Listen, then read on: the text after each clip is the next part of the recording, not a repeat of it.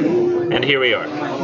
So 1302 today, I had mentioned to you guys that the discussion posts, I would reopen those and they would be reopened for a certain amount of time. I've actually set that time to Friday at noon. So once the discussion posts 0 and 1 hit Friday at noon, they'll be gone. So they'll remain open from now until then. So if you're like, oh crap, I forgot discussion posts 0 and 1, I better go do those. You still can. But that will not happen again because I've already got, in fact, I probably could show you. No, I don't want, I'll have to connect this thing and I'm not really doing much. Where it says discussion posts on there, you've seen it on Blackboard, assuming you've actually done them. Well, you know where assignments are. A lot of people have done that too. But, you know, it's like syllabus and then blah, blah, blah. But down at the end of the semester, there'll be one called last chance discussion posts. And it'll pop up like for 1 week at the end of the semester. And for anybody who's missed some, you can get partial credit by doing the ones that you've missed. I can't get full credit though. But that's why after this week, I'm not going to do any retro openings, retroactively opening posts, because I've already got something set up to handle that. And I believe the syllabus quiz just stayed open because I guess I had anticipated people forgetting the syllabus quiz and wanted people to be able to do that. So it's still there. And in fact, it may stay open through this week, and I didn't check the date to see when it goes off. Well, I just did mine, and it says late, and it has like a little question mark. Yeah, don't worry about it. If I've reopened a quiz for you, here's the thing: is it has a due date on there that I put in at the beginning of the semester, and it's there, it's set. That due date never changes. So even if I like reopen a quiz for somebody and say you can resubmit it now, it's still going to go. It's late, but I don't judge lateness by that. I judge lateness by my own, like basically going through everybody's and seeing if they turned it on time originally. So no worries there. Same goes for essays. Later you'll turn in a revision and you'll be like, Nichols, it says my revision's late. I'm like, no. It's just you turned it in after the original due date of the assignment, so it's telling you it's late, but it's dumb. I'm smart. Don't worry. I cannot make that thing do as much as I want it to do. It's a dumb machine, you know? One of those. Like it only does what we tell it to do, and the people at Blackboard, the company, haven't told it to do quite enough. For example, you'll notice on your quiz grades, you may want to keep track of those, like write them down as you go. I don't know why, but in some classes, you know, like the teachers will leave the quizzes open all semester, and then you can just see the stuff, right? Mine doesn't. Mine is like has an availability and it goes away because I don't want you thinking, oh, I'll just do all this later, and then later, you know, it's the end of the semester, and you're like, what was yellow wallpaper about? And it's gonna be a nightmare for you. Like, but some of you people would do that. People always do, but I decided to make it where they are not available. But for some reason, on the grade book, sometimes the ones that aren't available anymore, it just won't show them anymore. And I haven't figured that out. And Blackboard hasn't decided that that's a necessary thing to fix. Like, I still can tell you your grades if you want to know them, but the quiz grades, you may want to keep track of which ones you've done and say, like, okay, here's my grades so that they don't go away. I'll try to work on fixing that, but I don't know how to do it without them all showing up all the time and you not remembering, did I do this? Did I not do this? Can't remember. I don't want it to be very confusing. I want you to show up to discussion posts and see this is what's due, and show up to quizzes and see this is what's due. Not which one was I supposed to click this week? No, that'd be it. I don't know. To me, that'd be confusing, personally. Yes. When do you open the quizzes? Oh, good question. They're always open Thursday after my last class. Not my Brit Lit class, my last 1302. So they will open Thursday at around 12:30. I don't know. Does it notify you every time a new assignment becomes available? Yes. Okay. Will discussion posts be available at the same time? What now? Will the next discussion post be available at the same time? Yes. Sorry I didn't hear him. I was scratching my head and it apparently took over all the audio that I had available. Yeah, so discussion post quizzes will always open at that same time. Now this does mean in this one particular week, you may get a little confused because the discussion posts and the quiz for this weekend will come open while I've still got the old stuff open that I just told you I opened for people who forgot. So somebody, you don't want to hop on there and be like, okay, discussion post 0 and 1, boom, done it. And then think you're done for the weekend because you're not. There's still one more. It's going to pop open on Thursday afternoon. So just keep that in mind. I thought about making it cut off on Thursday at noon, but I was like, it's too soon. People might want to take that Friday morning and be like, I'll do it now.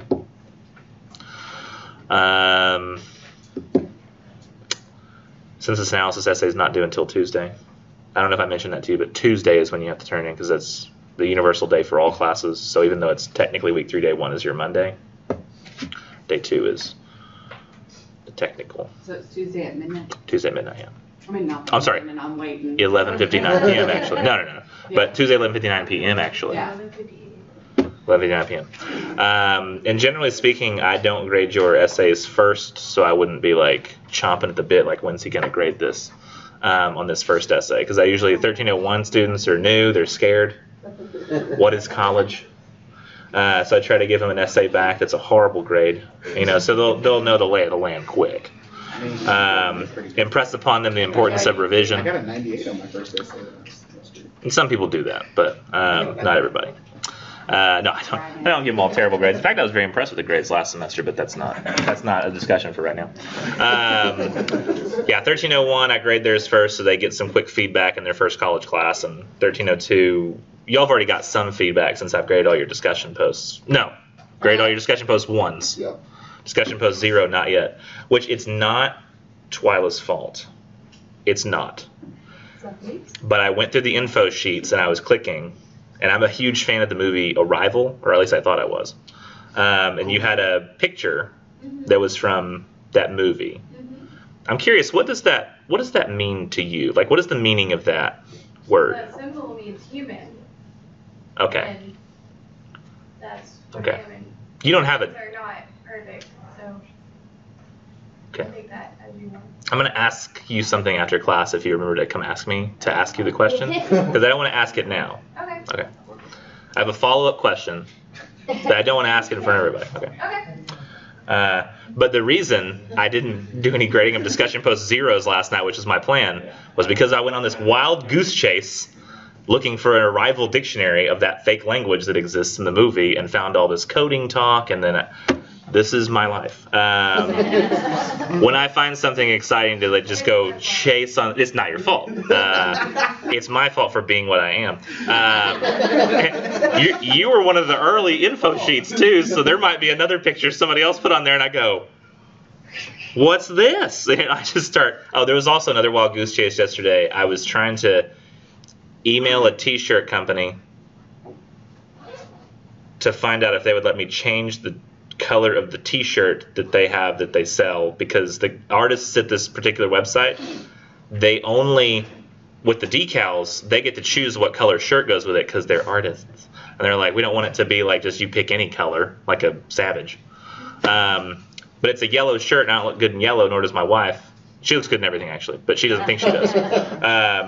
But I was going to ask if they could do this yellow lion image, but with a navy shirt, because then that would be A&M Commerce colors where we both graduated.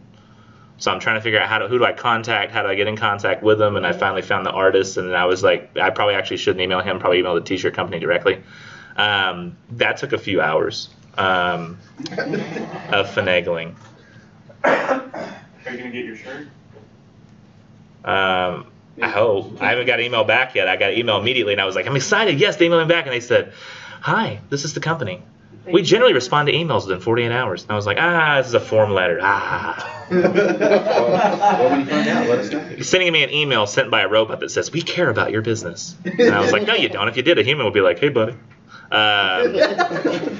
I'd say that, and then I probably haven't. There's people I haven't emailed back this semester yet. I tried to email back everybody last night, actually. I did answer emails. That was one of the things that took up time as well. Additionally, falling asleep at 10 p.m. in a recliner.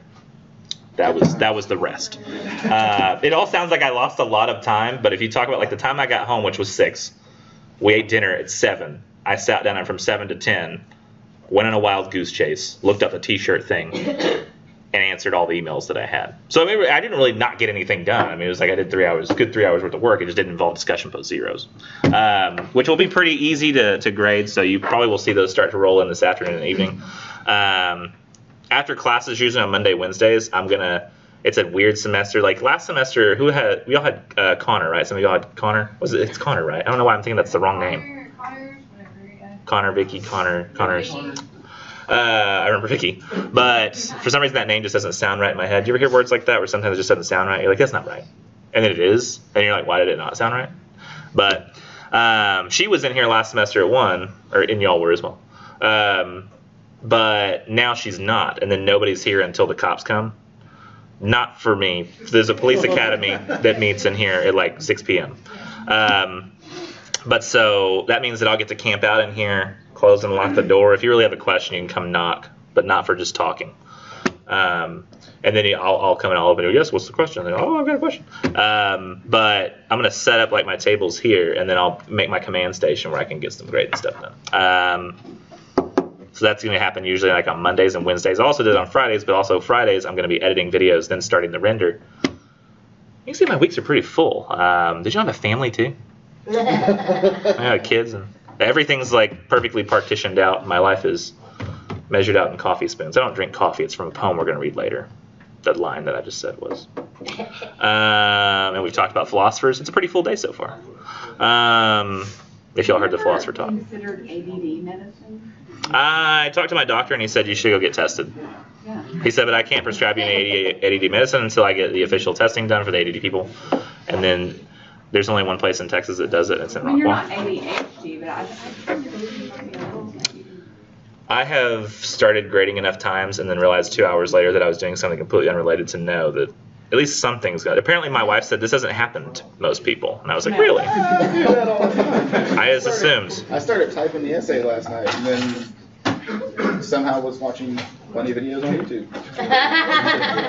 The weird thing for me is sometimes that'll happen, and I know I'll realize I'm doing something, and then I can't pull myself away. I have to keep doing the thing. Yeah. Not like out of boredom, but just because I can't stop. Yeah. It's weird. I get lost. There are so many different moods for ADD and ADHD people. It's not even funny.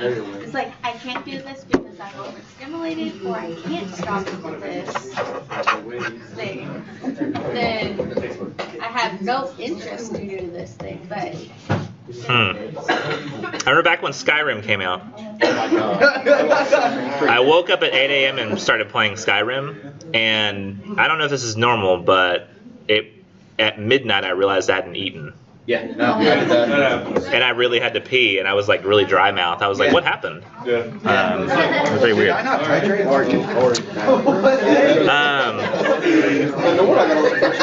something is not right. Now I know that all of you would just prefer to talk about all this useless stuff all day, but I'm not going to. Instead, we're going to talk about one more thing related to the class, then we're just going to discuss the literature. So the one more thing that we're going to talk about first is how I had said that I have jury duty on Monday this coming week. So here's the deal. I have a class from a previous semester where we discussed the literature for that week. So I'll probably, what I'm going to have to do is I'm going to like add a little intro to it and say, hey guys, I'm not here today, but here's the video of the class from last year, and I'll render it and then put it up on the thing, and I'm going to have somebody come in here and play it, and it'll just play. Anybody who's here, they'll take attendance. I probably shouldn't say the next thing I'm about to say. Maybe I should. Get up and leave? No. Yeah, I mean, like, if you're already here for class that day, stay, log in for attendance, and then you can go. You don't have to stay and sit and watch that. I would suggest you still go watch it at home or have it playing in the background at some point so you can hear all the discussion that we're going to miss. But, oh, my hand still smells like gas. This morning I was pumping gas, and this is sprayed out. Huh? I realize this. I smell like I'm mowing lawns. That's what I used to do. Over-the-counter focus, it's called. What? Focus factor? Yeah. So I'll have that video playing in the classroom, and it's going to be like a basic class length. It might only be an hour because with the editing, usually I used to edit out all the useless stuff at the beginning that was like a huge waste of time, and then we'd have like the rest of the class. If there were really good questions, though, I'd always keep those in. So I haven't looked at the video yet to know like how long it is, but it's going to be discussion about the stories for next week, which is Good Demand is hard to find, and which of the stories that are coming out? Lottery. And Battle Royal, yeah. Oh, Battle Royal, I should warn you. Battle Royal is not for the faint of heart. You got to read it, but it is Ralph Ellison, who wrote Invisible Man, presenting his first chapter as a short story that's a standalone. Yeah, I kind of skipped a couple parts. Yeah, there are definitely parts that are you may want to skip because the content is fairly racy and racism-y. It's something to like be aware that it's coming. It's gonna like. Did y'all ever seen Django Unchained? Have you ever seen that? Or is it Unchained? Yeah. So do y'all remember like the way you first felt when you saw the Mandingo fight in the film? Like you just felt sickened by humanity. Yeah. That's how you feel through a lot of that story. I just was like, my wife and I watched that on that movie, and I was like, man, Tarantino knows how to make people really appear horrible. And Ellison was, I think, more writing from experience. Like, this is just what happened back then. So, I should mention, did I mention that Ralph Ellison, African-American writer? Did I say that? No. Oh, okay, yeah, African-American writer. Yeah, so it's an African-American writer talking about, essentially racism at that time. And I haven't read all of Invisible Man. I've always wanted to, but it's on my list. But all the stuff I have to read for class always takes precedence. Yeah, so not for the faint of heart, though you will have to make your heart read it anyway. But yeah, it's a pretty rough read. Now, Good Man is Hard to Find is sort of strange, and The Lottery is sort of strange, but they're more like, I would say, like traditional things you might expect from stories. And the video that we'll be playing in class that day will be a discussion from a class where they were talking about those stories. Did we start discussing stories last time? Nope. Not even a little bit. Not even a little. Where Dave and I. I read the sample essay to you guys. Yes. Have we read Story of an Hour? That little short one-page story? No. I think we'll do that real quick. Because that sort of helps us contextualize the whole rest of the semester. Is that one little story? So we're going to read that, and then we'll move into the discussion. I'm sorry, I talked while that was making that noise. We'll move into the discussion after that. So I wasn't sure if I was going to be using this chord, but it turns out I am. It's on page 555 in the book if you wanted to follow along. I'm going to have it up on the computer. It's not actually something I don't think that I assigned. It's something I just always do in the first classes because it gives us really good examples to talk about. I think that will last the whole class. Yeah, so it's this long.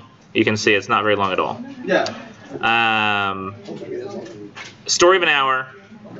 And literally, it's kind of like what it sounds. It's basically the story of what happened to somebody in an hour.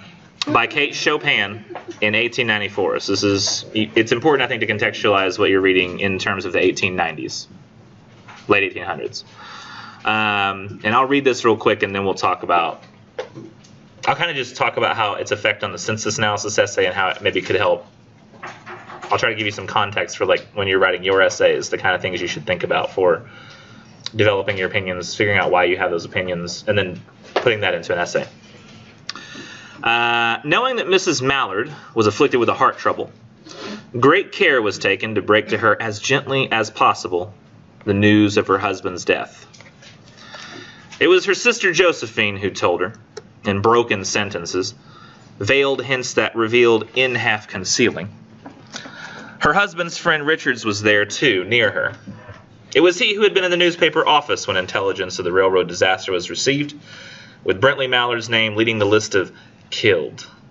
He had only taken the time to assure himself of its truth by a second telegram, and had hastened to forestall any less careful, less tender friend in bearing the sad message. She did not hear the story as many women have heard the same, with a paralyzed inability to accept its significance. She wept at once, with sudden, wild abandonment in her sister's arms.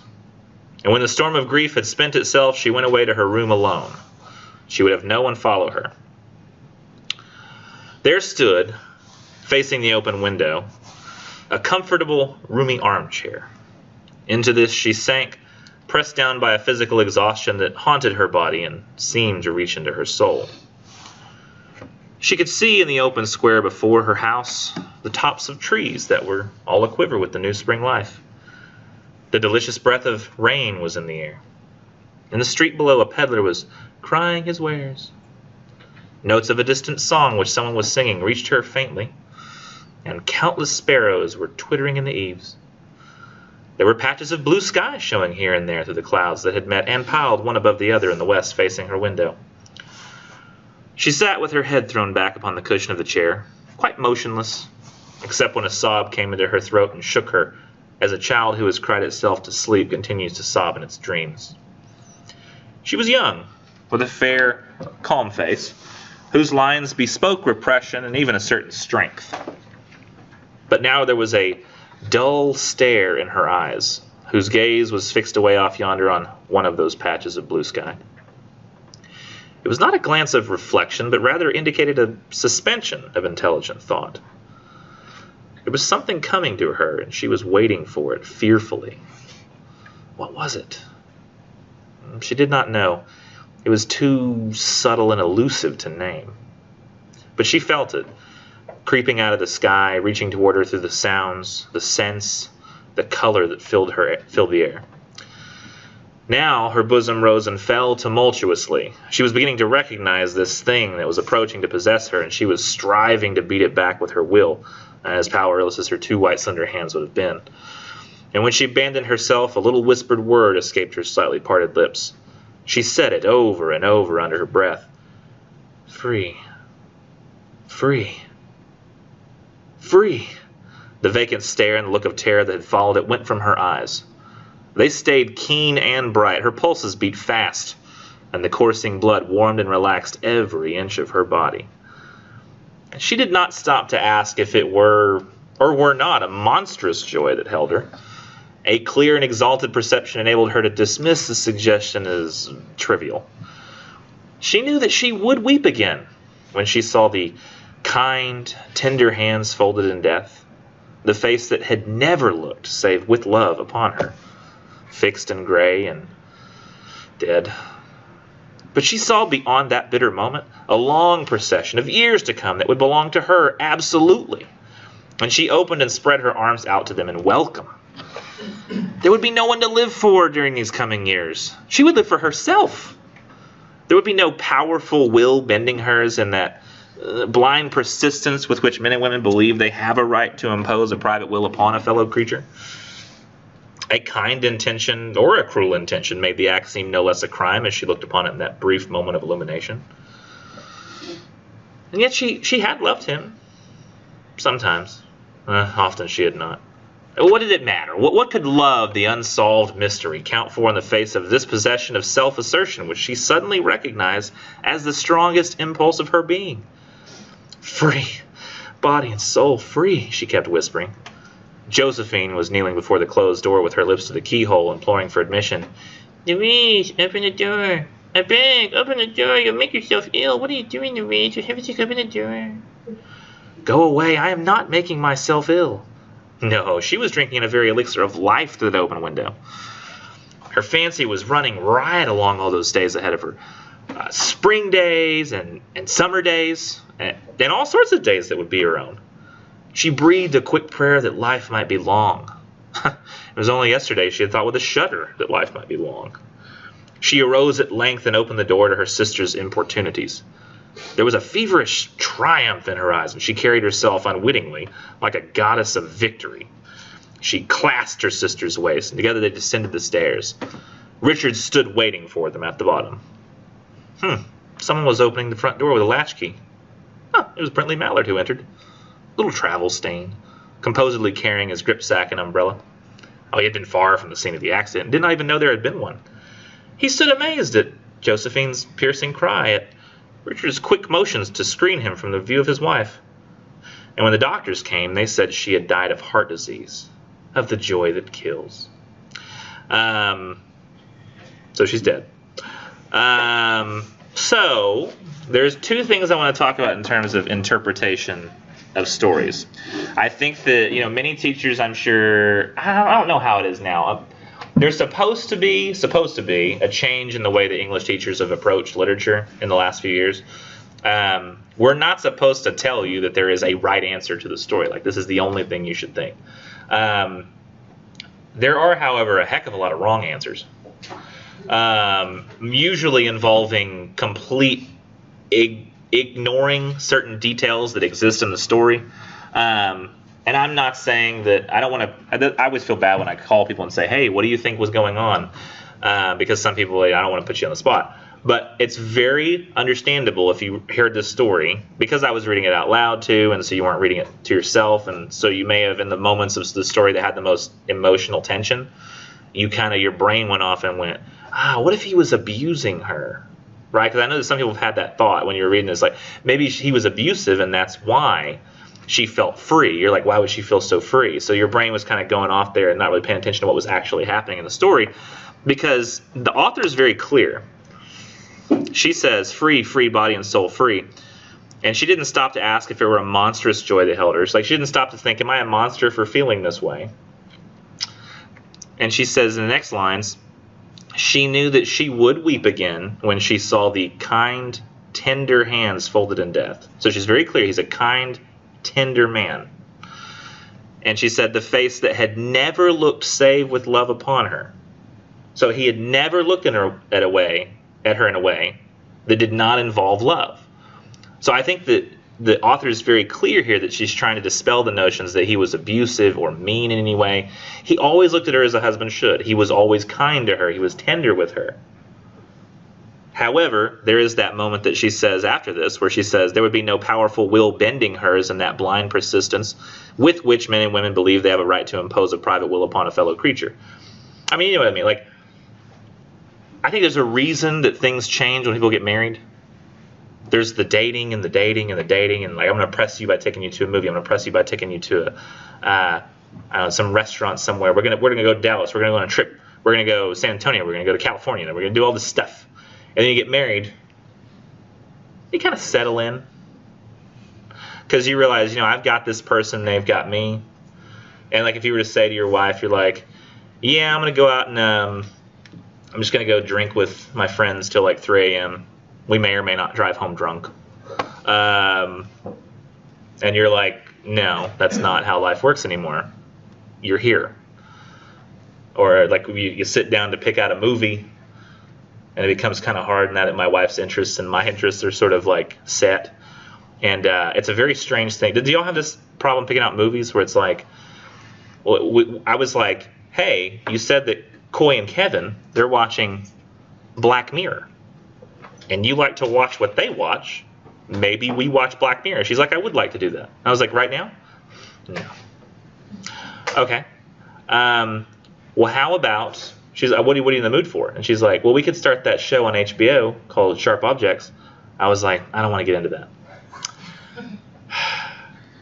Well, how? And she's like, I'm kind of in the mood for a comedy. I was like, we could watch some Friends. We always watch Friends. I was like, we watch a comedy show. How about Dave Chappelle?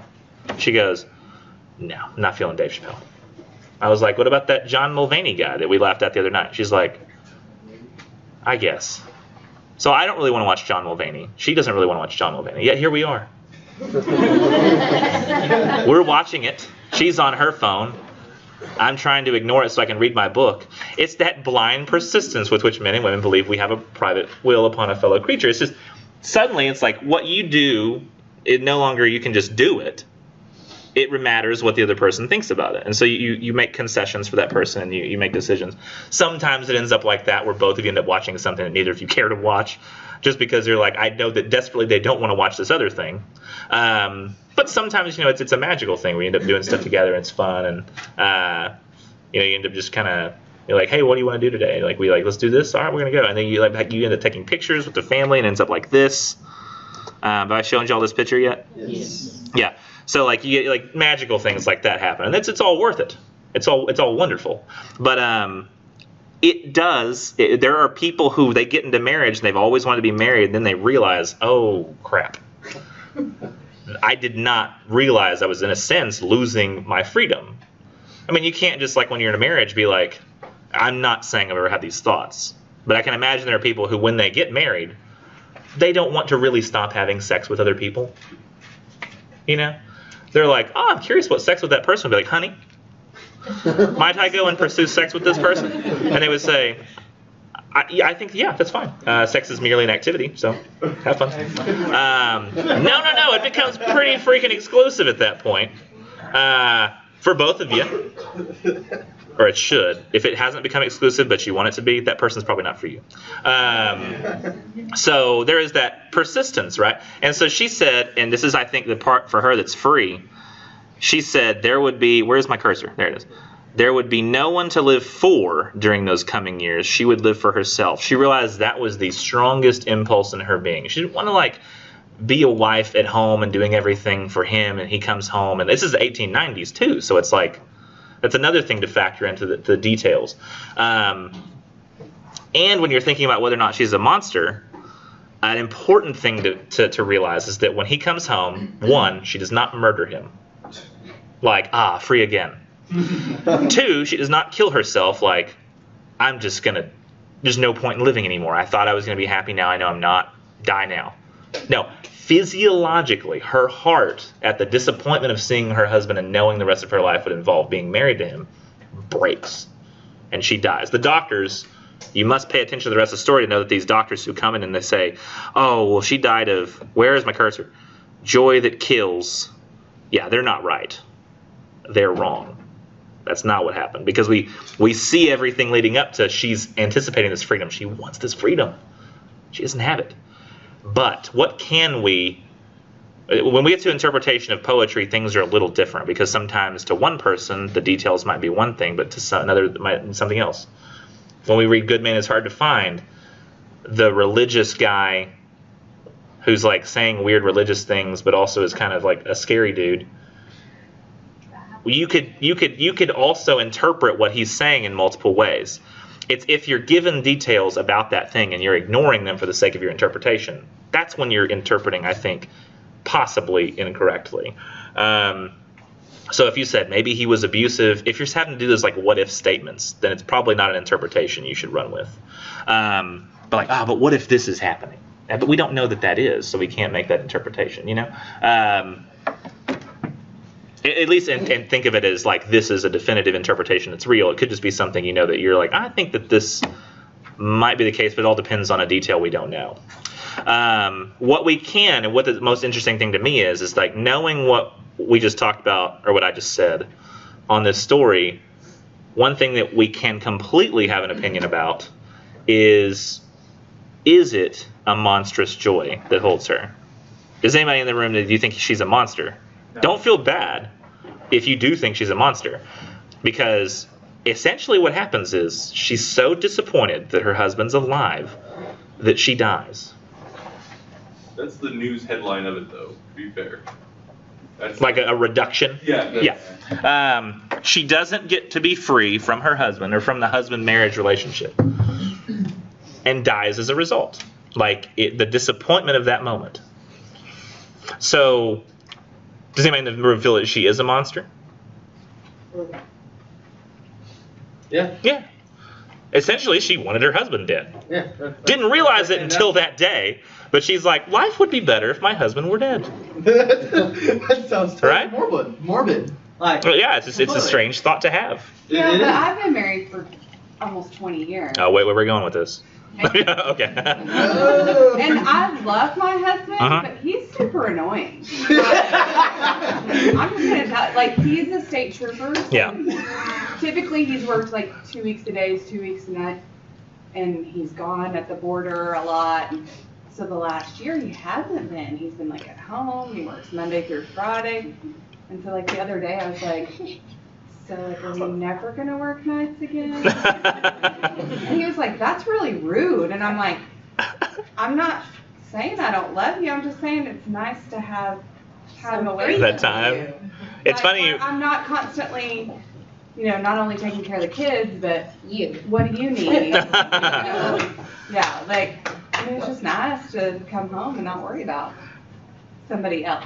Well, see, it's funny you mentioned that, because there's another person that I work with here, not at this campus, but it's somebody who works in the PJC system, and their husband's a cop, and he recently changed his job from, or maybe he's an EMT, I can't remember, he does something where he was doing shift work, and changed to a job where he went from shift work, where it was like 3 on, 3 off, to with three days and nights on, 3 days and nights off, if y'all are familiar with it. But he changed to an 8 to 5 She said, this isn't working. like every time I'm home, you're also home, and we need our space. So they don't even have kids. So like, she's just gotten used to like that free like Yeah. But I think it's not that you don't love that person. Right. It's just that like I kind of need some time away from you, like Yeah, and some marriages need that balance. Yeah. And I don't really find that my wife and we don't really need that. In fact, we kind of get angry that we have to work at all. Because when we're off, it's the best. Like we're just around each other 24/7. We like that, but it's because we come from, I guess, different style of families where that's just where we both grew up. Like our mom and dad were like, mom and dad, when I would come home from school, dad would come home, they would go in their bedroom and they'd just stay there. And we wouldn't even see them till dinner. Don't. My wife and I think the result is her parents did the same thing, but that means that we spent most of our time out in the living room when we were kids. So now that we're adults, and our bedroom's just not nearly as big as the living room. The living room is our space, and the kids come in and we're like, hey. It's like, the baby's cute now, but it's like when she gets old enough where she's like, can I watch what I want to watch on TV? It's like, no. It's my TV. I work, I pay for it. And then probably she's now so used to her bedroom that when she becomes married someday, she'll be a bedroom person, and it'll just flip-flop like that in our families for the rest of the time. But that's just how we are. But I totally get not everybody's got that life where like they've come from that. I need my time. I need my freedom. I need my space. And maybe she needed a marriage that was sort of like that, where she's not just every single moment that she's. It doesn't specifically say that she like waited on him hand and foot, but you can imagine back in the day, that's really what women did. I mean, people think I'm kind of antiquated because I like serve my husband and like he gets served first. So I just grew up in a household that was like that. So that's what I do. So I can imagine she's probably like, it's really, can you do something for yourself? Yeah. And, if you're around him 24/7, I don't know. I'm a lot more practical. I eat the most at home. So I had to say, everybody else go first because there's no guarantee there'll be anything left when I come through. But my dad does. But she does. It's like we totally split it. Like whenever I come home, like sometimes if I don't have time to cook, but because I'm grading, I'll like throw a frozen meal in. So it's not always like the situation. So it's like we also are kind of, we have equal share, even though our moms and dads they didn't have that. It's really weird. But like she has a full-time career, and she's really good at it. Not as good as I am at my career. No, I'm kidding. I'm kidding. She's actually way better. You'll realize too if anybody going into criminal justice, sociology, history, and plans to go to A&M Commerce, anybody gonna fit those molds? If you're going into those fields, going to be at A&M Commerce, you'll meet my wife. She'll be your advisor, and then or Spanish. And if you go and you do those degrees, you'll be like, oh yeah, she's better at her job than he is. You'll just be like, she's really good at it together. And especially if you try to email and you say, you told me that I would graduate. And she's like, actually, if we go back and look at the documentation from 2 years ago, this is the conduct of our email. So, and you're like, oh, right. Tell your husband I just didn't listen. You're like, yeah. But she doesn't have to have those conversations very often because she's just so good. And she's keeping up with people and checking on them. And she's just great at it. But yeah, I could totally see that, we all have different scenarios, and especially at that time, essentially what the husband wanted went. Mm-hmm. And that was just kind of how marriage was. And it was like, we're moving. I don't want to, but we have to for my job. Okay. I guess I'll uproot my entire life and then we'll go. Even if she had like a servant in the house, like a maid or something that did most of the stuff, and she's not really, every single thing that happens at home, every motivation revolves around the husband's needs and stuff. And this is Kate Chopin, and another thing to consider is that Kate Chopin wrote The Awakening. Did you ever have to read that in school? Anybody? That story is about a woman who has a husband and children, and there's lots of images of caged birds. At the end of the book, there's a bird that has made it out of the cage, but it flies into the ocean and dies. And she's walking toward the ocean so she can go walk in and commit suicide that way. I remember that book. You remember that book? Yeah. So it's a book that was also about being oppressed in a marriage and a family relationship. And that one's a little more depressing, while this one's kind of almost comic. That one's more like, no, this is a real problem. This is not like, we shouldn't just accept that this is what marriage should always be. Or that people always have to get married. I think there was an expectation, like if you're a woman, you're like, oh, we got to find that guy. And she's like, well, maybe we don't have to be this way. So there's those considerations to take in as well. But there's nothing wrong with thinking that she is a monster. There's nothing wrong with thinking she's not a monster. Those are the opinions I think are the most interesting, are the ones where you're taking what literally happens in the story, what exists, and then we all have some different approach that we have to it. Now, me, in my scenario, I happen to not think that she's a monster. I am primed to think that she's a monster because I think a strong Christian background with a strong family who's involved in Christian stuff, like I have. We grew up Church of Christ. We all went to church every Sunday, even after. Like it was like my dad, my mom, me, my wife, kid, new kid, my brother, his wife, their kid, my youngest brother when he wasn't having to work at the library at Commerce. So we're all there, like the family unit that we all grew up to get, either in our 20s and 30s, all coming to church together. So it's a thing that I'm definitely primed to think that, yes, she's a monster. She should, love her family and not think that way. But note another thing. I'm surrounded by women. So why do I think what I think about this story? Why do I understand how she feels? I have a strong, confident wife. I share the responsibilities with her at home, except for laundry. I just do it wrong, apparently. I'd like to try, but I really screw it up. Why do you do it this way? I don't understand what I'm doing wrong. These are different colors. Are they, though? Gray is gray is gray is gray. She's like, no, it's not. I can't figure it out. I do it wrong on purpose. Sometimes she thinks I'm doing it wrong on purpose so that I get out of having to do it, but I just don't get it. Like, he's like totally obsessed about laundry.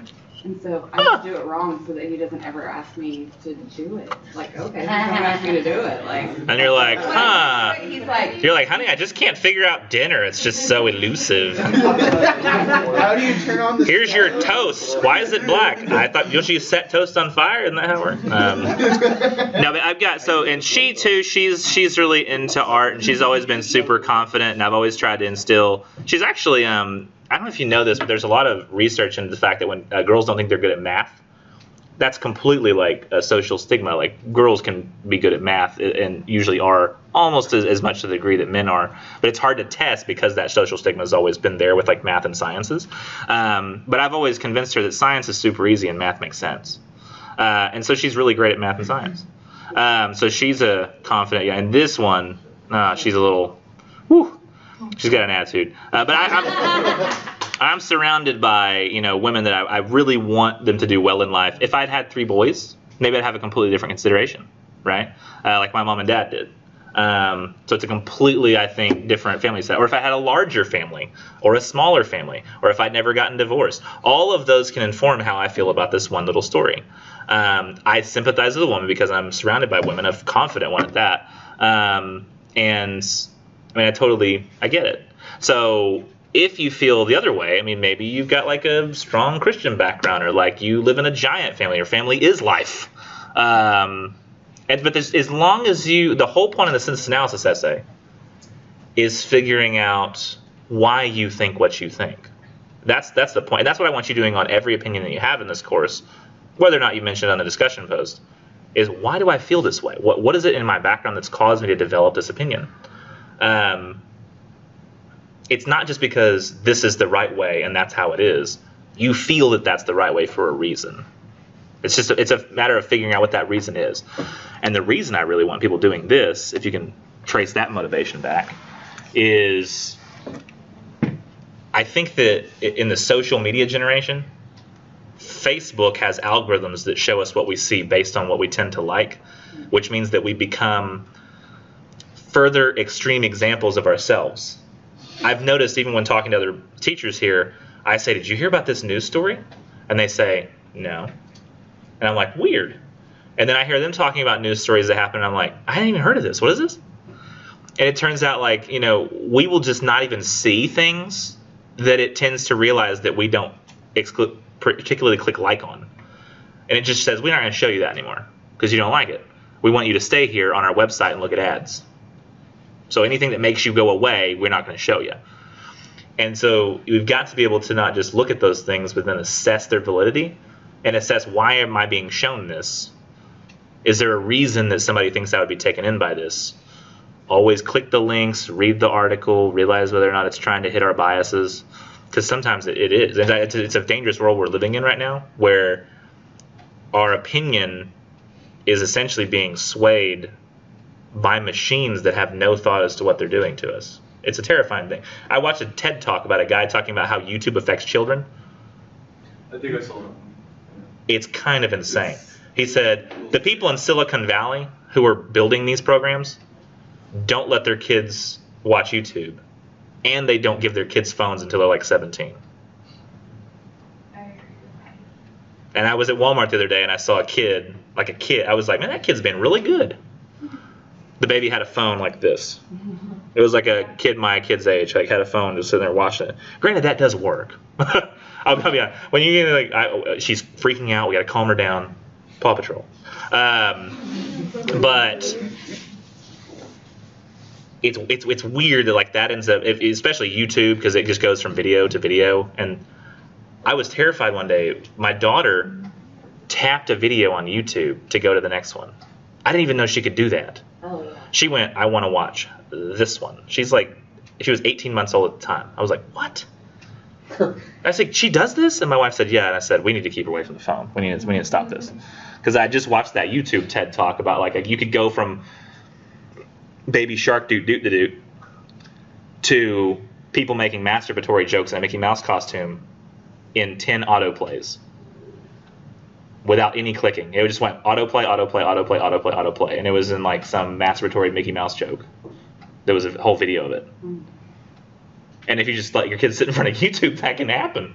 It's crazy. But I want us to be aware of our own possible internal biases, why we think what we think, so that we can accurately assess whether or not we're being taken in by information or we're looking at it accurately and rationally. Especially we have another election coming up in 2020, and I'm sure social media will be even worse by then. The FBI has already determined that China and Russia are currently working on models to attack our next election, which, by the way, China and Russia aren't always necessarily pro-Republican. Just because it worked out that way in the last election. They're just going to support whoever will upend America the most. That's what they're trying to do. It keeps them in power. It makes them a world power. I sound like a conspiracy theorist. But it's the freaking FBI and the CIA who are putting this information out, saying, everybody watch out, they're coming for us again. Who knows? This time, it could be freaking Mark Cuban running on the Democrat ticket. Right. And we're like, why do I suddenly want to vote for Mark Cuban? It's because they want you to. That's what. You get it? I sound like a crazy person. I sound like that guy who sits on his porch and he's like, you, watch out, they're coming for you. You know, I said, I totally agree. We in America, we get so comfortable because life is just easy here. Even if it's hard for you, it's easier than it is for hard for people in other work. Like, did you know in China, like the work week, what the work week is like? In the 80s. I believe it's a 6-day work week, and they work 12 hours. If I'm not mistaken. It may even be a 7-day work week for some people, where they just don't stop. But that's. I saw a guy doing a TED Talk saying, yes, we just have different work ethics. This is what our work ethics is like in the coding industry. Here in America, you can't have as many innovations as we have because you only do 8 to 5s. 5 days a week. And I was like, what? Like, I don't like that information. But it was very strange. So, with all that said, in the last 15 minutes, what do you think of these stories? They were good. I like them. What did you find? I mean, which story? We probably should maybe look at the one that's most gripping, the one that really grabbed our attention. And granted, some of you maybe only read one, but those who, I guess, read 3, like, what really stood out to you? Or, like, what is there that we could, I guess, talk about? What could we flesh out? And I really like the yellow wallpaper, but I'm a psychology major, so the whole, So you're not sure if that maybe would fit with everybody's... yeah, so, but that, I mean, because it was pretty clear to me, like, at the onset of her symptoms was right after she had given, she had her child. Mm-hmm. So, to me, I would think that would be postpartum depression, but at that time they didn't know enough about that, and then it manifests, I'm not sure, Like, you think that that's very well could be the case? And now if you look in the information about the story, I believe that she had just had a child. Yeah. And so essentially she was kind of, I guess, writing out her feelings. And then I think it said too that it was sort of a response to her being prescribed the rest cure by a doctor. Yeah. And she realized pretty quickly this is bullcrap. Yeah. And isolation, yeah. you know, kind of manifested into hallucination and. I love the yellow wallpaper in high school. Okay, I couldn't find the voice. I was like, where? I'm bad at echolocating. And we talked about how back then they didn't really know about all these different kinds of mental illnesses or like depression, anxiety, and all that. So they kind of like, well, let's go ahead and throw you in isolation and see if that helps. But it really didn't. Yeah, and women back then, you know, they were looked at as, you know, like they were people. emotional, you know, irrational, you know, and then it, you know, kind of like it has to do with. I'm not ignoring. I'm looking for I'm something. trying to think what I'm trying to say. I'm looking for something that relates to what y'all just said. I'm like almost like because you're a woman, you know. I'm trying to think. Like your feelings aren't valid because you're a woman. You're more Well, irrational. we're more emotional and hysterical almost because we're women, you know. Yeah. Overly dramatic. Yeah, like there was nothing really wrong with her, she's just a woman, you know. They're condescending to our feelings most of the time. Well, you Yeah. have to understand the time, like, you're living in a time period, and this specifically, the one case Chopin that comes in really says, you move to the South, at least, your family scenario was different in the South. It was much more, you have to serve your husband. And Yeah. also, because of the isolation that these women were in, especially when they were in marriage situations, they were like, being driven crazy because they were just like not doing anything. Now, are you talking about Chopin, or are you talking about I'm talking about Chopin in relation to into Gilman? Okay, gotcha. Because I mean, the men were always like, oh, the women are so irrational, but you have to like put them in a room and tell them to cook for you all day. So. Exactly. There was no freedom, you know what I She mean? couldn't see her family members. What's up with that? That's not cool, you know? Maybe she needed that. Maybe he should have been more open to that. Hey, you guys get kind of loud and rowdy sometimes. She wants to see you, so can you tone it down a little bit? You know, like, she wants to be around you, but don't be so rowdy. But I think that's the thing too, is that the system was already set up so poorly for women in general, especially in the South, that there was not a lot she could have done. Yeah. So it was more of just like a reaction based on the situation, like the climate she was in emotionally. Is I feel like more so than for actually being a terrible person. Yellow Wallpaper is an interesting case Or too, crazy. because I mean Chopin was writing what she felt. Gilman's was an interesting case because after this she went on to, I believe, essentially become a social activist and become involved in making things happen. Although interestingly, I think what she's most remembered for is this story, and we probably remember this story because that has always been something that's sort of on her mind. So I feel like the story itself sort of... What? Golly, y'all didn't react like the way I did. That was crazy. I guess y'all are just not as easily scared. But...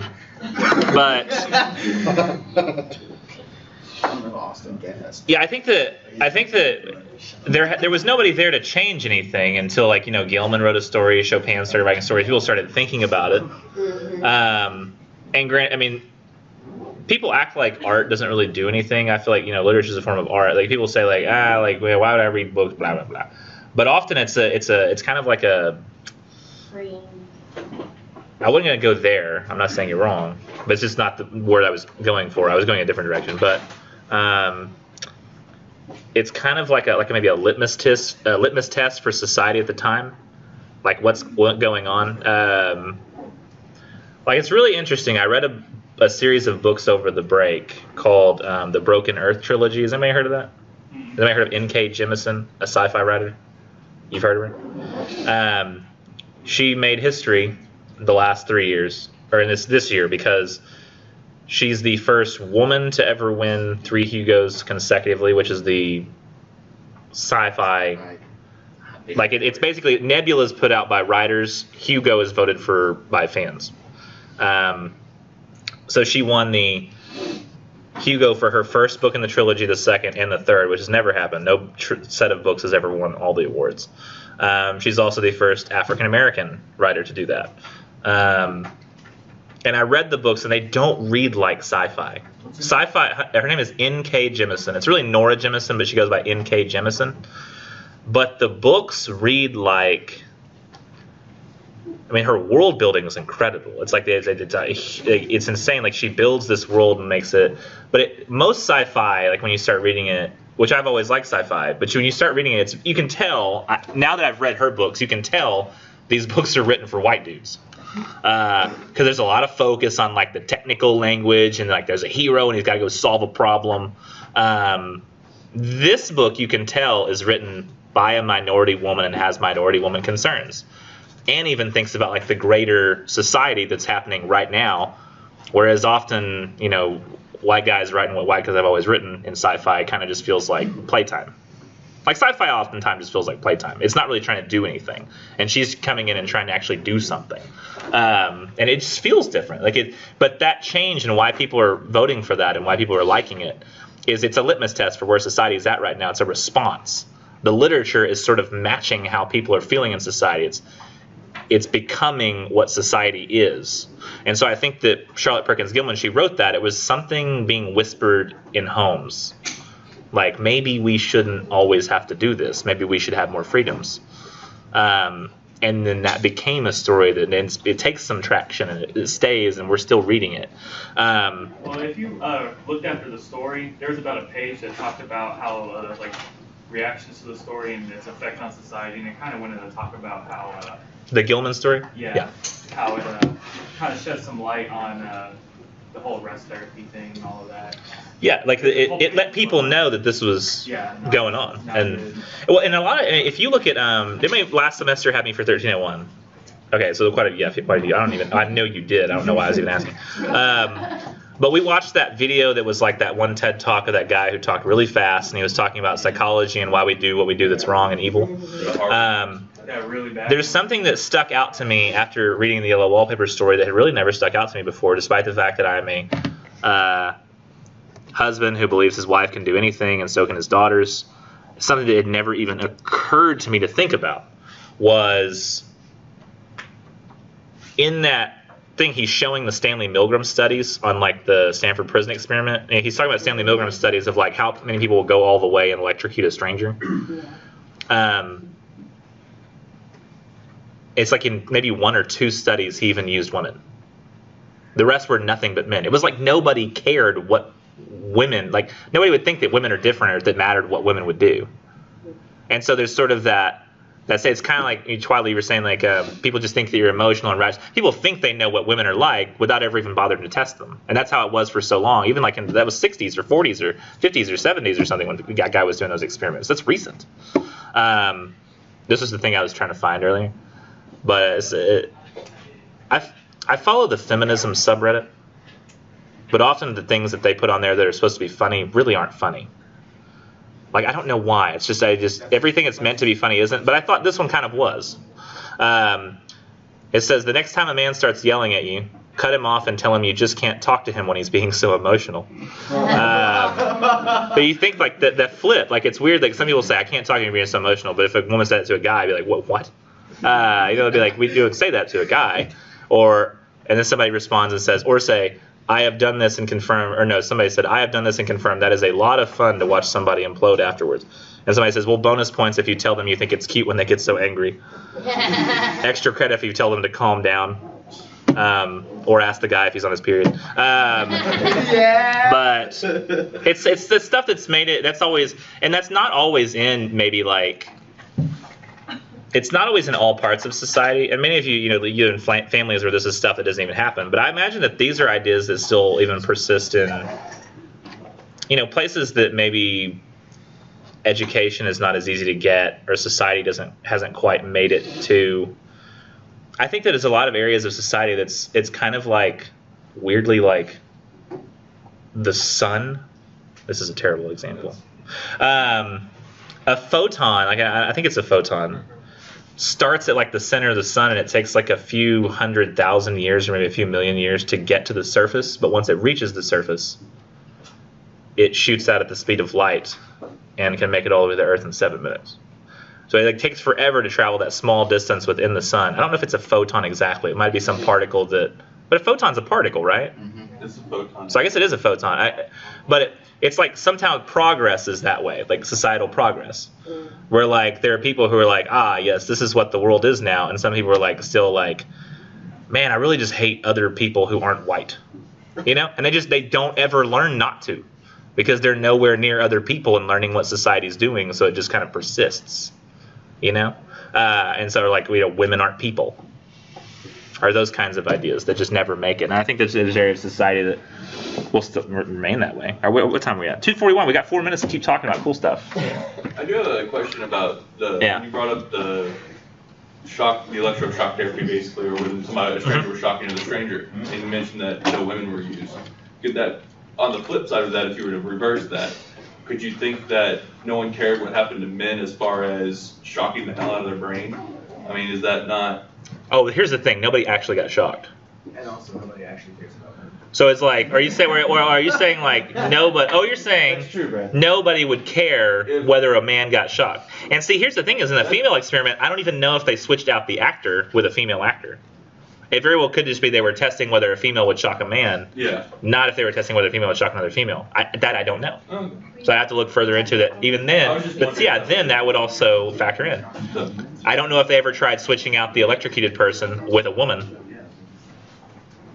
Does anybody know the Milgram experiment? I would totally shock my husband.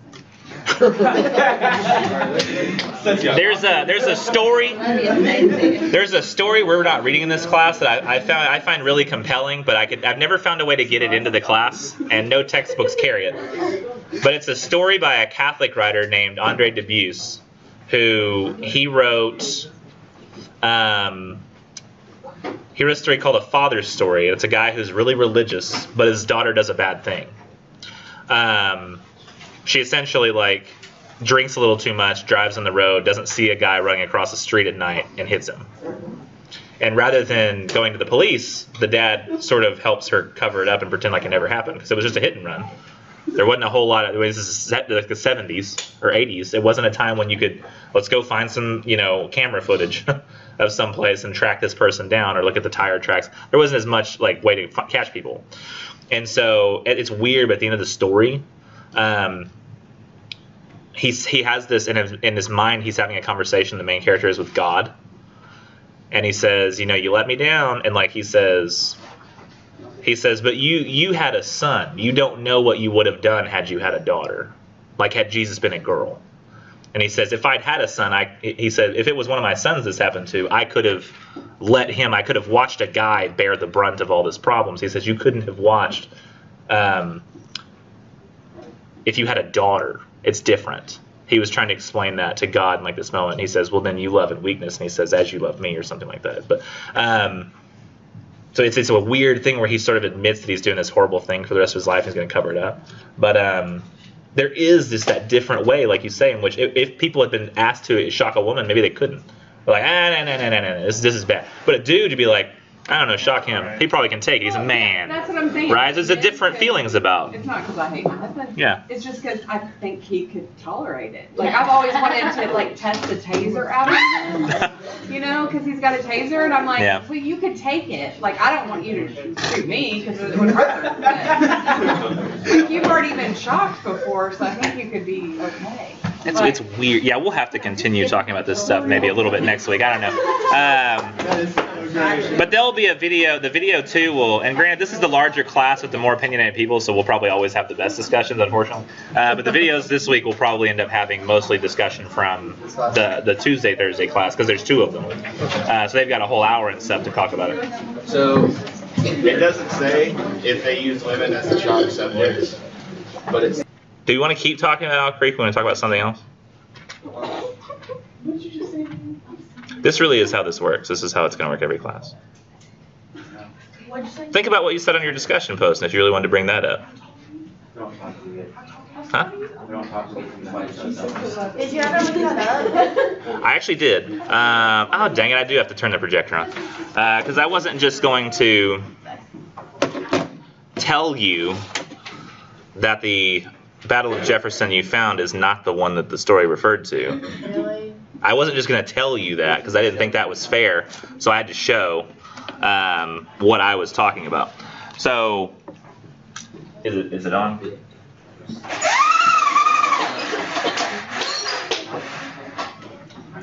By the way, that's probably going to shoot up like it has the last few classes. Just be ready for it. So I actually left this open just so I could show everybody, because I thought that might end up being a question. But in Rose for Emily, you may have noticed it mentioned like a Battle of Jefferson. Yeah. Son of a gun, dude, is it right? Okay. Son of a gun. I feel it. I'm getting it. I just can't get it. You gotta get it just right. It's crazy. Okay. So this right here is a page out of one of Faulkner's books. And it has like the map of, it says surveyed and mapped for this volume by William Faulkner, who is the writer, so that's clever. He surveyed his own map. But it says Jefferson in Yoknapatawpha County, Mississippi, 1945. So the big city in Mississippi, right here, the center of it, is called Jefferson. So when it's the Battle of Jefferson, it's the Battle of Jefferson, Mississippi, which actually I don't think exists. It might exist, and I don't think it's a real battle though, because the big hero of the battle is Colonel Sartris. Like he's mentioned in the story, right? Because he's the one who forgave the taxes or whatever. Because essentially, like, he came to lead the town once he won the battle or whatever. But if you look real close, you can see that Rose for Emily took place right here. And right there is the Grierson home. It's got a little line that goes to it. So he's got it right here in his fake county. So unfortunately, not the Battle of... oh, I got to make that bigger. You can't see that. I can see it. Rose for Emily. Right there takes place, the Grierson home. I was just looking at context clues and a bunch of other things. But see, that's the thing is... I just jumped to the Google. No, that makes sense, because, I mean, you'd think that, what's the Battle of Jefferson? I'll go Google that. Like, that should work, right? And in most cases, it probably would. But in cases where... It's just so weird to have a literary writer who's, like, considered a classic writer who writes in a fake place. Like, sometimes they'll have, like, a fake city, right? It almost seems like a concept that's limited these days to what? Sci-fi fantasy? When people are making stuff up? Like Game of Thrones, you know, all these countries are fake, no big deal. Even though if you look at it, like, you turn it around, I think, it looks just like England, or like the British Isles. You flip it over and it looks exactly the same. He just renamed all the areas. But that's usually something that we see that happens from we don't see like Hemingway or granted, I guess y'all don't know that. I mean, I've gone through like a whole English degree, so like I know what they have and haven't done. But it's just not a common thing for a classic writer to create their own locations. They usually write in an existing location about existing historical elements, and then they throw characters into it, and that's generally the kind of stuff that wins Pulitzer Prizes and Nobel Prizes. But he won a Nobel Prize for literature, and all of his stories took place in this fake Yoknapatawpha County. Cool. With Jefferson as the county seat. Right down here is Yoknapatawpha River. And right here is the Tallahatchie River. And I think Tallahatchie River is a real river. In fact, I think the Yoknapatawpha River might be a real river. He just created the county based around these fake... It's really weird. And I think Jefferson, Mississippi might actually be a real town. He just recreated the name of the... We can check. What if Google Maps decided to put a fake place on there? We would just never know. We'd drive there and be like, but it means it. Jefferson, Mississippi.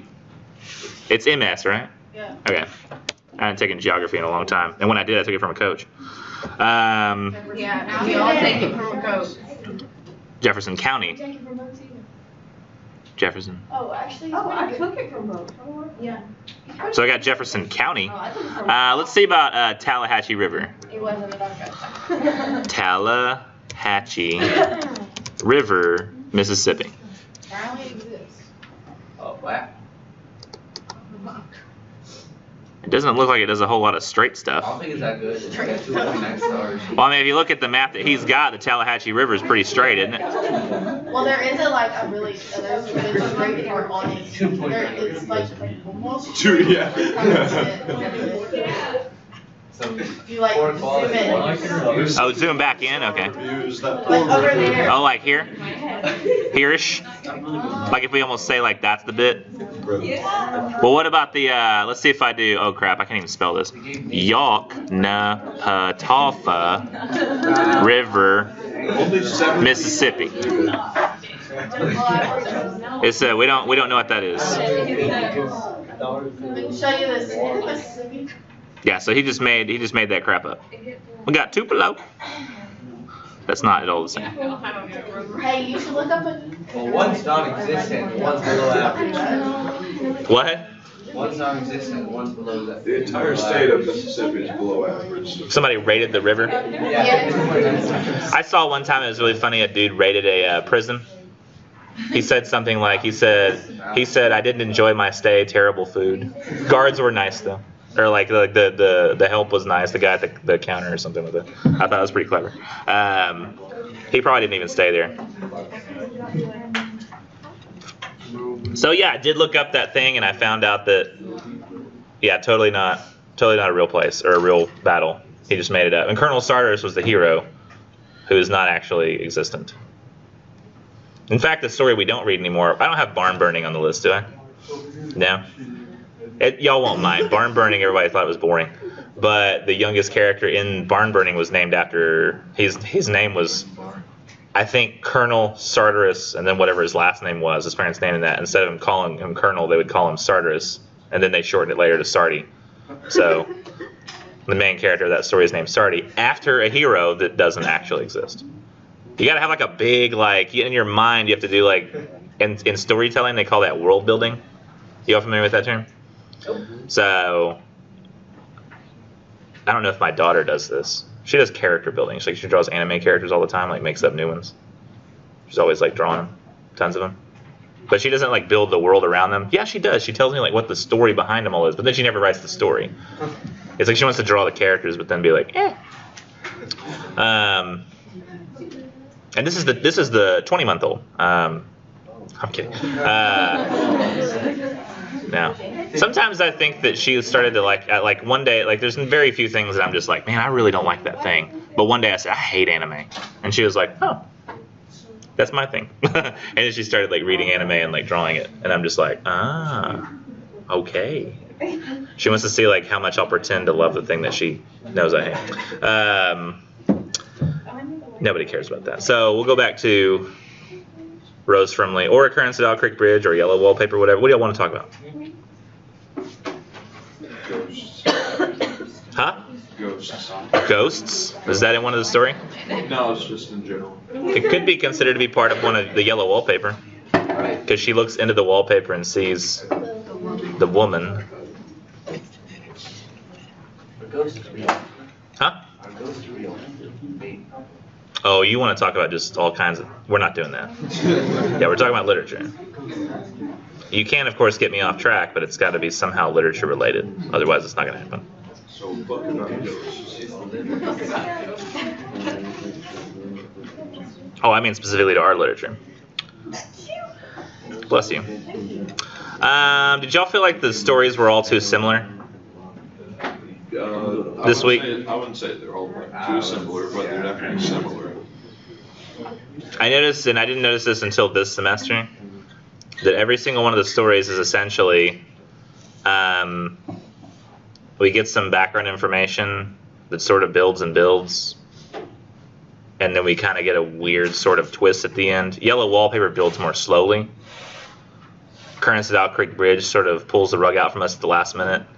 Rose Frimley gave us all the pieces to figure out what was going on, and then just sort of we kind of were completely didn't even think that direction. Actually, did some of y'all get to the arsenic?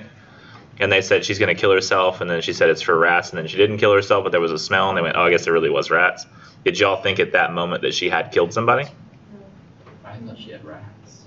Me too. Like I was just like totally convinced by it. I realized too that the whole story is sort of told out of order, which kind of makes it harder to keep track of.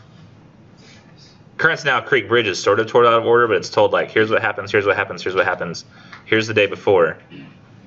Let's go back to here's what happens, here's what happens, here's what happens. But then it's all taking place in his head. What? Yeah. So, but it's all like, it's so, did I draw the drawing in this class? Yeah. And the yellow wallpaper just kind of like, it just kind of slowly builds up. I don't know, I think Rose Friendly is superior to our currents at Owl Creek. In fact, I may remove Owl Creek from the course next semester. Oh, somebody doesn't want me to. If I had to guess, can I see a show of hands real quick? Because I think I did this last time, but I'm just very curious about the answer, because I have a theory about, in fact, let me type my theory, and we'll see if it's wrong. I'll like actually reveal to you whether or not I was right or wrong. So I'll type it in twice in 2 different documents, and no matter what you say, I'll end up being right. I'm kidding.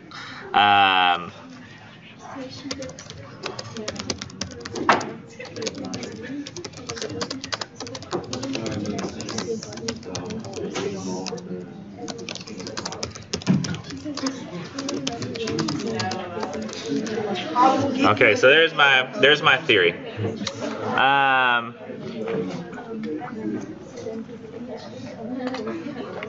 Wait, where's my marker? Oh crap, did I leave it here? Is it on the thing? And we'll use this other one. So, who prefers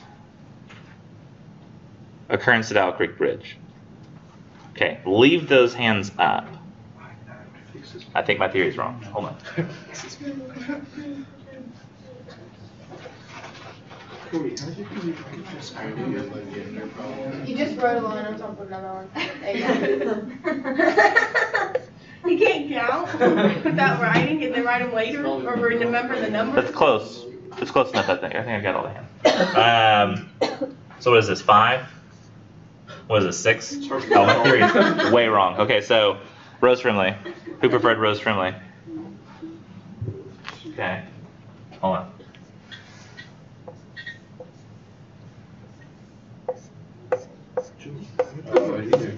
Hey.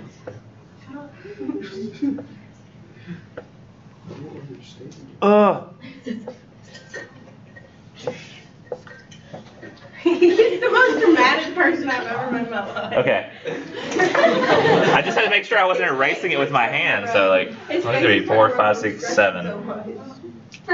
1, 2, 3, 4, 5, 6, 7, 8, 9, 10, 11, 13. Wait, that's 1, 2, 3, 4, 5, 6, 7, 8, 9, 10, 11, 12, 13. 13. So 13 Rose Friendly, 7. I mean, it still has some statistical significance. It's not as much as I had thought. Maybe, oh wait, how many girls do we have in the class?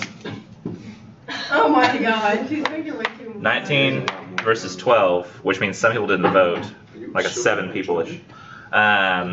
Which makes sense, because I'm sure there's some introverts in the room who are like, I'd prefer not to share my opinion. Which actually, so this was my prediction, is that guys prefer currents at Owl Creek Bridge, but girls would prefer Rose Friendly. It still seems to have a preference of Rose Friendly over occurrence at Owl Creek Bridge. My reason for making that guess is, do I have a video of this?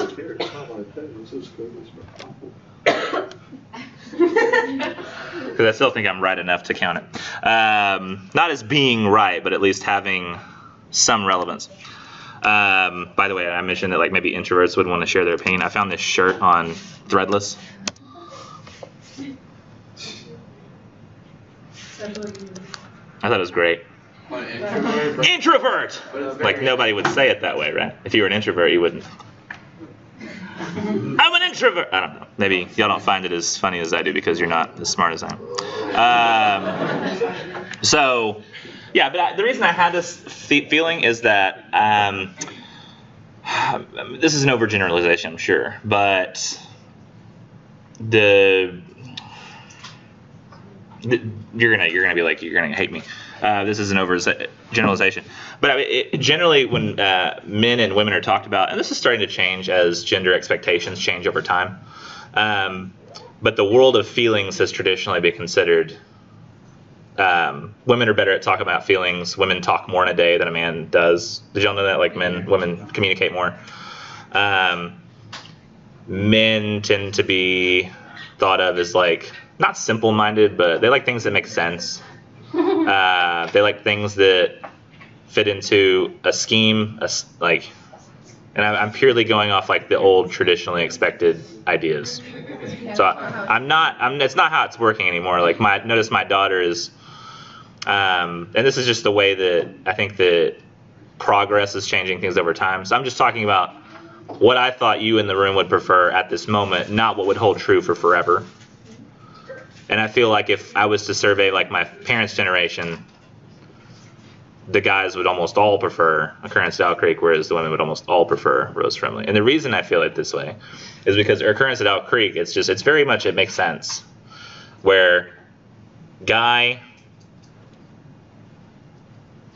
he's about to be hung, then we get some information from the past, then we get him going through the dream, and then it relies mostly on its plot for its success, which I feel like, generally speaking, this is not always true, of course, but guys tend to prefer science fiction storytelling, and girls don't like it as much. And granted, this is changing now with things like young adult fiction, where there's like Hunger Games, which is technically sci-fi, Divergent, which is sci-fi, and so that young adult fiction has started to kind of change that mode for people, so things that used not to be accepted. But I mean, if you're talking about like Asimov science fiction, a lot of girls weren't reading like Foundation series or Arthur C. Clarke. I mean, it was just kind of like the whole reason for reading it was these cool gadgets and things, and the plot itself, and nobody was expressing feelings or emotions and stuff like that.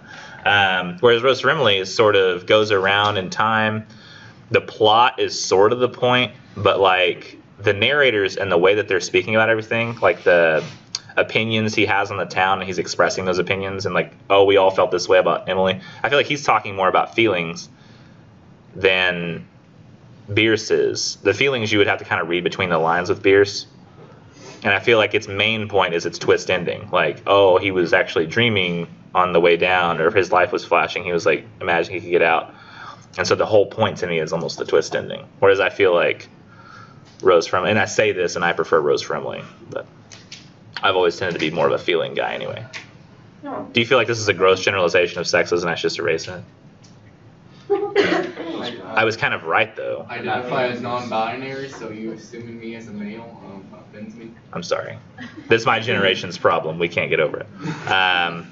Interestingly, I've noticed that post-millennials, this is my word for you guys, it's not the real, it's like generation something. Gen Z, which is a stupid name.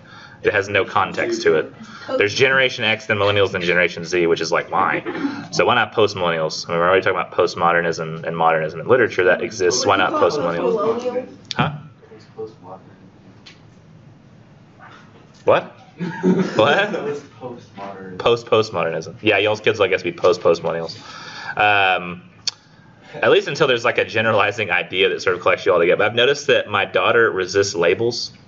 Like, she's like, don't label me, don't try to label me. Like, I just am me, right? That's what I am.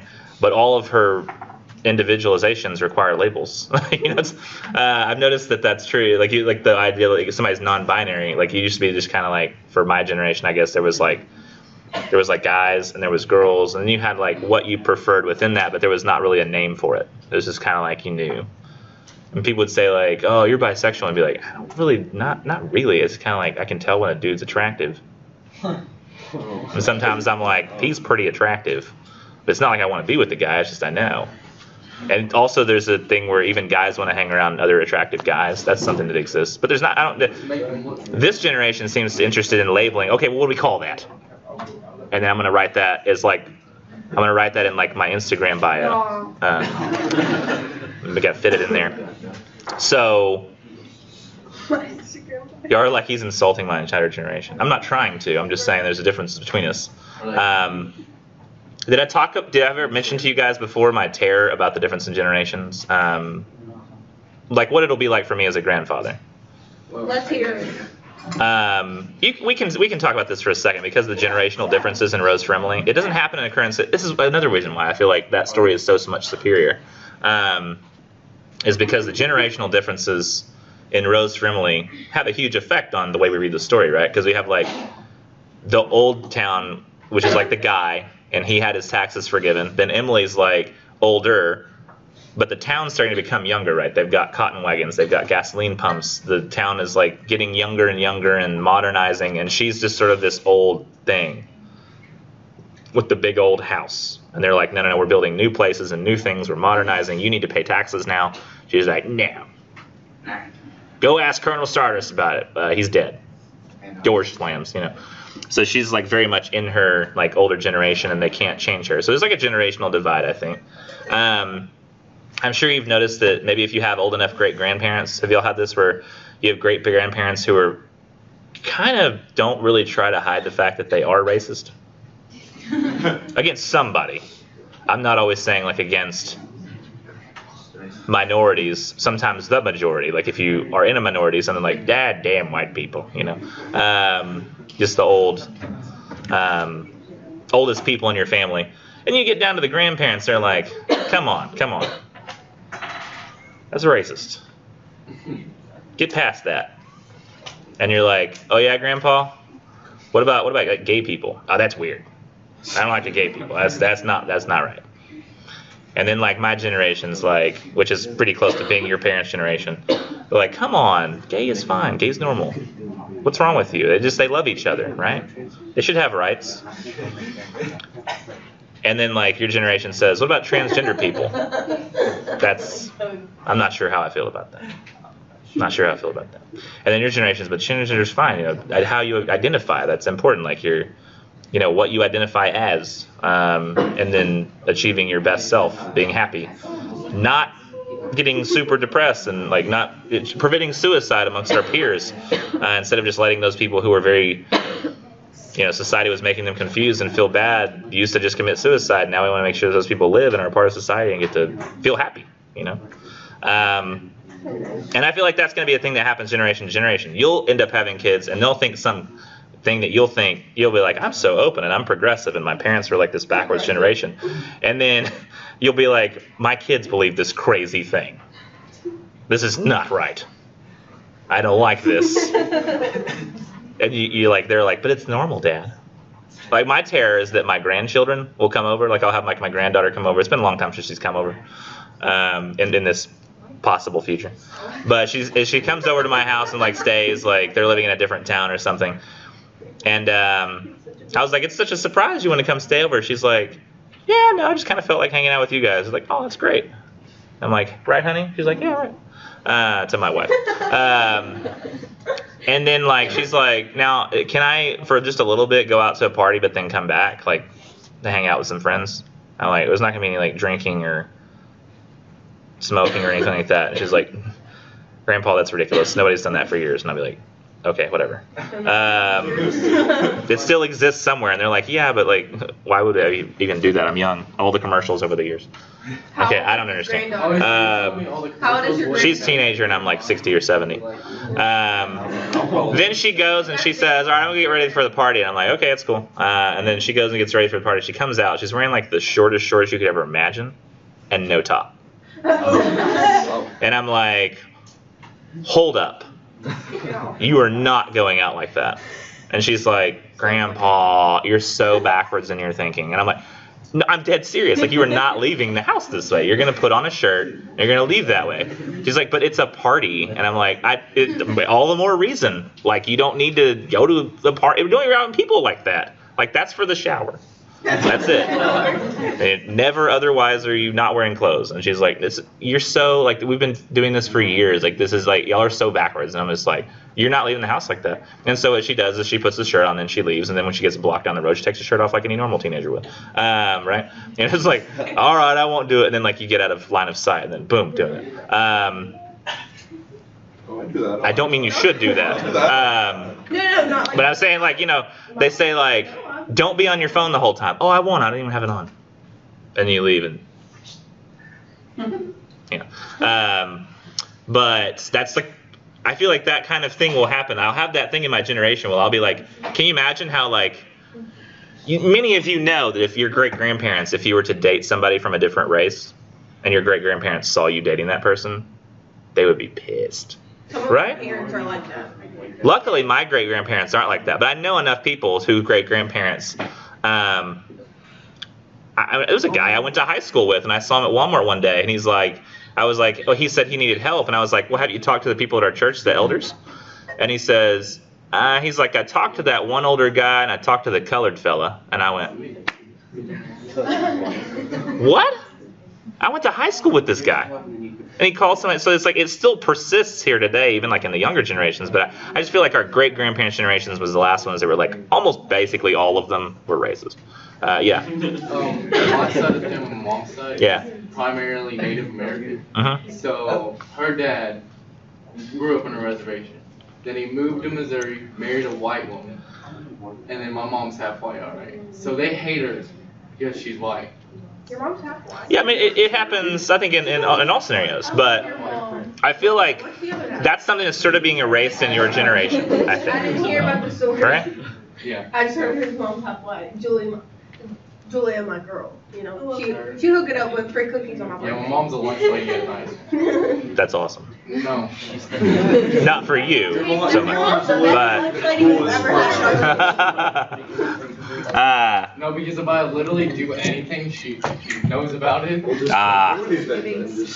Yeah, my mom worked at the high school over, and she was like working in the library. Like, it's so weird. Way back in the day, there were all these educational programs, and schools were allowed to like have those educational programs and use them for free. We didn't have to buy them. But what it meant was, it was back in the old days before YouTube. So they literally had a room with like 9 televisions and VHS machines, and my mom's job was to pop tapes in and record things all day from the educational channels. Oh boy. And then like put them and file them and have a filing system. Thank goodness for YouTube. Yeah, luckily they stopped doing the VCR thing, and then my mom ended up having my brother, and then I ended up kind of getting out of everybody knowing that my mom worked at the school around like 5th grade-ish, 6th grade-ish. So like right before I went to high school, I was like, ooh. Because I know what you mean. She would know what I was doing at all times. Like when I was in another school, not so much, but high school, that's terrible. Still, did you watch your stuff? I'm sure it's great for you though. Did James do something? You get cookies. That's worth it though. That suddenly makes it worth it. Yeah, so this is all getting around like, you know, progress, because this is kind of a story Rose Friendly is about progress, right? I wonder do you think there's anything trying to be said about progress in the idea that Emily kills a dude? Like, since this story is kind of about like the old transitioning to the new, and when the old tries to resist the transition, it seems like the old kind of goes crazy and kills a guy. I don't know, like, is that something you think is happening, or do you think I'm reading too much into it? Locked him up and he died. Locked him up and he died, but she slept next to his dead body. Nobody had seen the women like, But the arsenic, though, I think was not for the rats, it was definitely for him. yeah, but Right? So it even says in the story that like her dad like ran away everybody that she's ever been with, and then after he died, that's when they met, and so it was like her not wanting to lose that again, probably. And he was attracted to guys. Oh yeah, he was.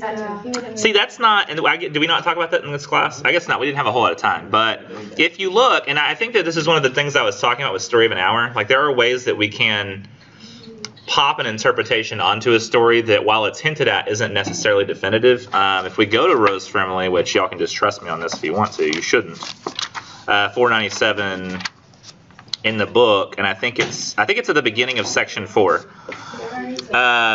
where they say at the beginning of section 4, it's after she bought the arsenic, and they said, I gotta ask you what you're buying it for, and she said, for rats. And so the next day we all said, oh, she will kill herself. And we said it would be the best thing, you know, if she killed herself. It's terrible. When she had first begun to be seen with Homer Barron, we had said, she will marry him. Then we said, she'll persuade him yet. Because Homer himself had remarked, he liked men. And it was known that he drank with the younger men in the Elks Club, that he was not a marrying man.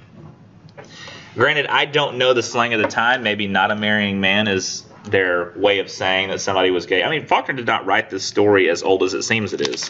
It was written in 1931.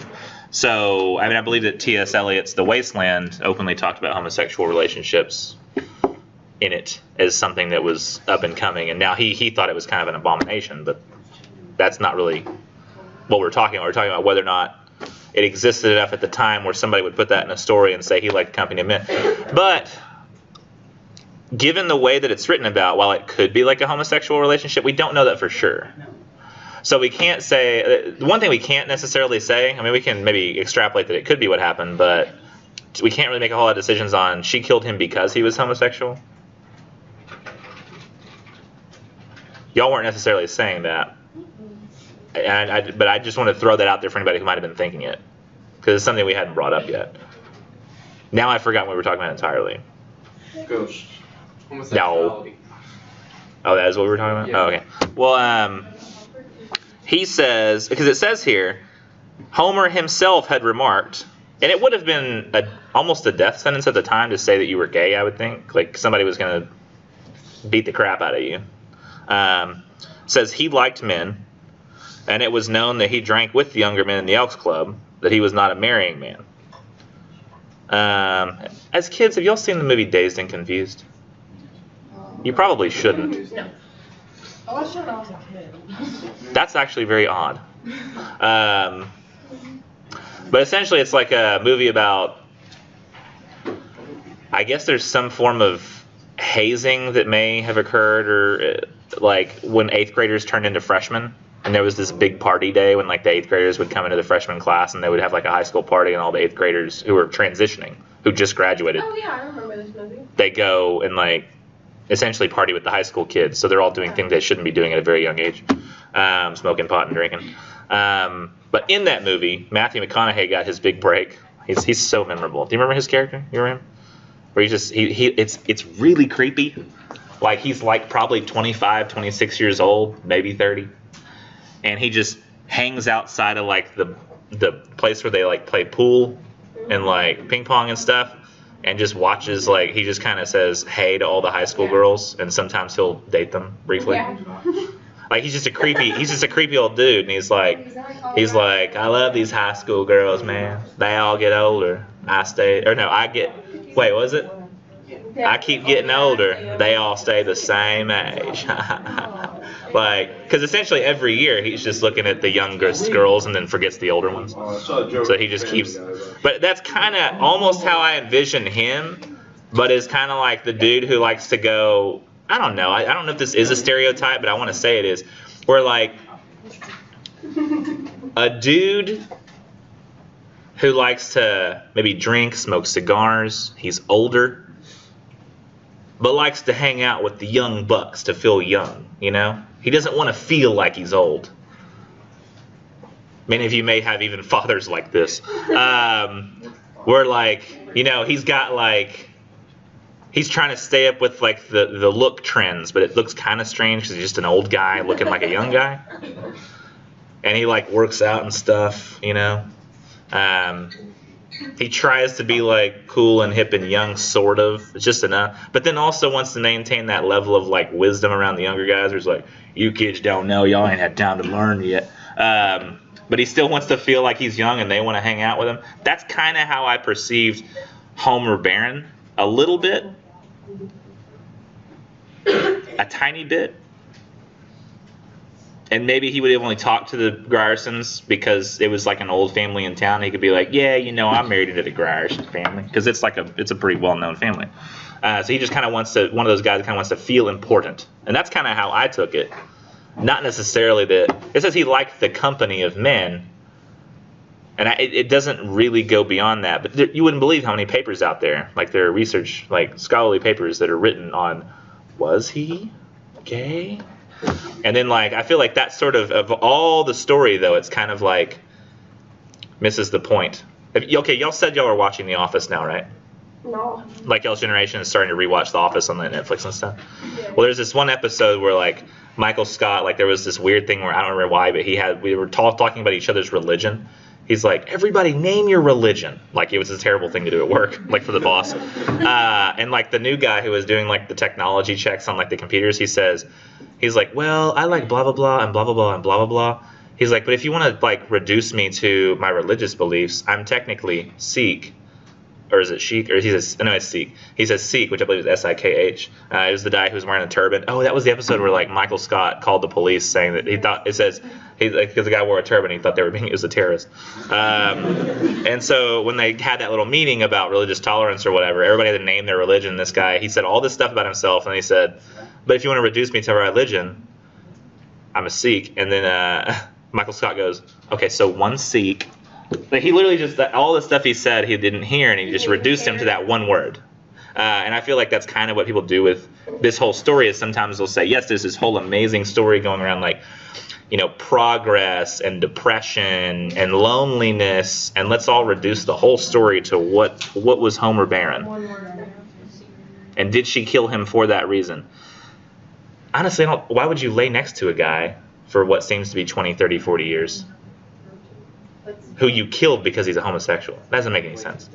So I don't think that that's a thing that happened. I don't think y'all were necessarily thinking that was a thing that happened, but she definitely killed him. So it was kind of like, I guess it almost feels like one of those weird serial killer movies where like somebody will, you know, it's like the weird serial killer's like petting the girl and he's like, pretty girl, pretty girl. She's like, please let me go. And he just like is holding her captive because he wants her there or something like that, because he's like lonely without her. It's creepy stuff. I can't think of an actual movie I'm talking about specifically, but it seems like something that could happen. Huh? Silence of the Lambs. Yeah. Granted, he did kind of want to wear that woman as a suit, so it's a little different motivation. But there is that sort of similarity, I guess, where he's like, eventually she'll be dead, and then I'll have her body that I just sort of keep here. I believe in that movie that guy did have like the old lady who lived in the house decomposing in a tub or something like that. It's a weird thing. But I feel like I don't like it when people reduce this whole story to that one question. The reason I talked about this so long is because y'all seem less willing to add to the discussion than other classes. So I'm trying to take over a little bit so that you don't feel pressured. But now at this moment, I'm going to ask more pressure. I'm going to say, what else do you guys want to talk about? What? Right. Oh, actually, I might just tell you we should talk about yellow wallpaper because we haven't at all yet. We've talked about current style creed. We've talked about Rose Friendly quite a bit. Yellow wallpaper. What were your thoughts on yellow wallpaper? Did you enjoy it at all? Oh, was some people waiting to raise their hand because they were like, I thought he was going to ask about yellow wallpaper and he didn't. That's almost universally preferred by females. It was really long, so I was like, You might like yellow wallpaper most out of all the stories. oh, we got some hands back here. Yeah. So it is a thing. I feel like this one's more, yellow wallpaper's more considerate of women and their thoughts and feelings than either of the other two stories are. It actually cares about like what is it to be a female and to be viewed by men as your kind of thoughts about what you think would work for you really don't matter. Maybe I could get a book. Maybe I could work on my writing. No. Rest cure. You must do nothing. I mean, isn't that basically like solitary confinement? It's just like that never works out. It always makes people go crazier. I think they actually did a study where they found out that solitary confinement never improved behavior in prisons. It always worsened it. Yet they still use it. And I think they use it not because it's actually going to make people better or behave better, but because the guards just, when somebody they act up, they're just like, ugh, put them in a hole. I don't want to mess with it. And then it then makes him more angry later, but then they throw him in the hole again, so it just becomes this like perpetual thing. But I feel like, yeah, so what is it about yellow wallpaper that's more considerate of women than the other two stories? And like it all cares about their thoughts and feelings.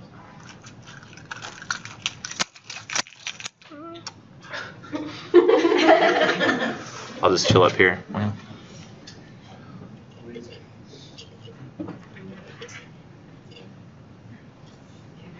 I loved it so much. They didn't love it so much they raised their hands like this. Or like, yeah, I guess so. No way.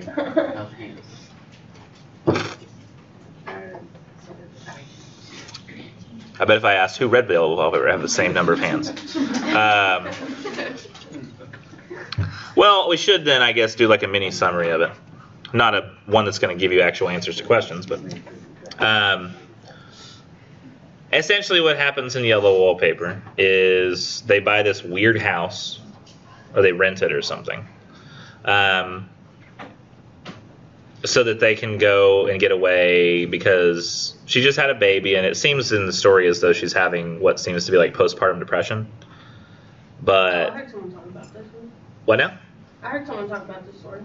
It just seems like nobody actually cares what women go through in the story, and it's kind of like one of those stories. Like, you've ever heard of the term mansplaining?